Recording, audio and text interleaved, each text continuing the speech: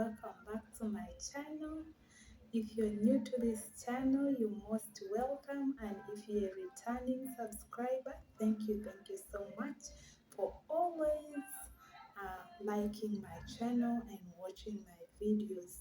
Mercy is my name, and I'm your host in this channel. And in this channel, I speak about general life and eye health. And today, our topic is concerning eye health, and we are basically going to look at refractive errors. I know it is not your first time to hear about refractive errors. You've heard it before, and today I bring it to your mind once again to remind you that refractive errors really exist, especially among young people and children, the teenagers, the school-going children. These refractive errors exist, and sometimes they are mismanaged, and when these children grow, they get complications that come from these refractive errors, such as squints or crossed eyes, and also they can get amblyopia. Yeah, that is getting a lazy eye that is not educated and cannot see. And then they can also get complications like retinal detachment resulting from refractive errors that are not corrected. So, having said all that, do we understand what a refractive error is? Oh yeah, I'm here today to tell you and to remind us what it is. When someone talks of a refractive error, what that person simply means. Oh, maybe before I even speak about what it is exactly, let me begin from the term refraction. When someone tells you about refraction, what should ring onto your mind? Think about bending of light rays. Refraction simply means bending of light rays. So when an error is something that is not right. So it's simply, in simple terms, it means the light rays are not bent properly. There is an error. So going back to what refractive error is, it basically means that the light rays coming from an object which is distant are not bent or focused onto the retina to form a focal point. What happens? They are either focused before the retina or behind the retina in an unaccommodated natural lens. What does this imply? That means the object that is formed on the retina will be blurred. It will not be clear. So that is why a person with refractive error cannot see well. So, before we go any further, I want to bring to our knowledge the different types of refractive errors that are there.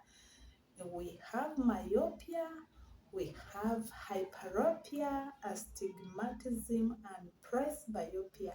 There have been debates here and there on whether to consider presbyopia as a refractive error or not.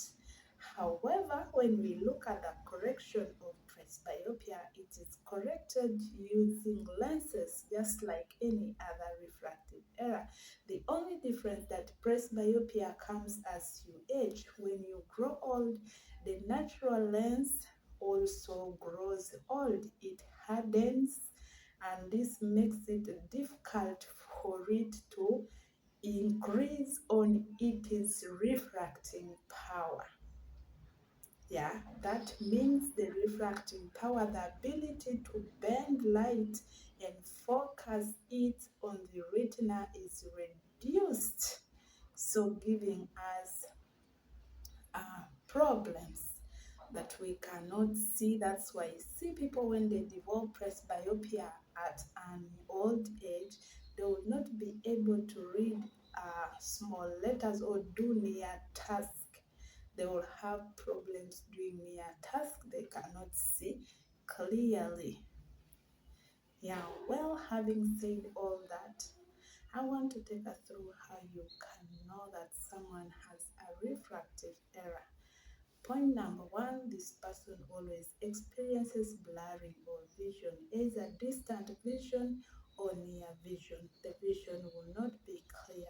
Then the person will also present with signs and symptoms of athenopia, which include headache, double vision, tiredness of the eyes because of the spasm and straining of the ciliary muscle to create some kind of accommodation. So these ciliary muscles are constantly having these contractions, causing the person to have that eye pain and headaches. So generally, those are the basic things, and you may also find that these people with refractive errors, they find it difficult to do near work. When they try to do near work, they feel sleepy all the time. The eyes get tired and they simply want to close and rest. Yeah, and others experience itching, others experience dizziness. Yeah, it varies from one person to another. However, in children, it is very difficult for a child to explain to you all those kind of symptoms and signs. But if your child is school going, you will find that the child has problems writing down what the teacher has written on the blackboard or copying notes. They miss out on letters. They find they cannot, maybe they prefer sitting on a specific position in class, either in front or behind. If they sit in front, they are not able to see, maybe then they transfer behind. If they sit behind, they cannot see, they transfer in front. So a child has those kinds of problems, and therefore even when they are writing down, their handwriting is not good. They are missing out things. And then the other thing, a child may develop a squint.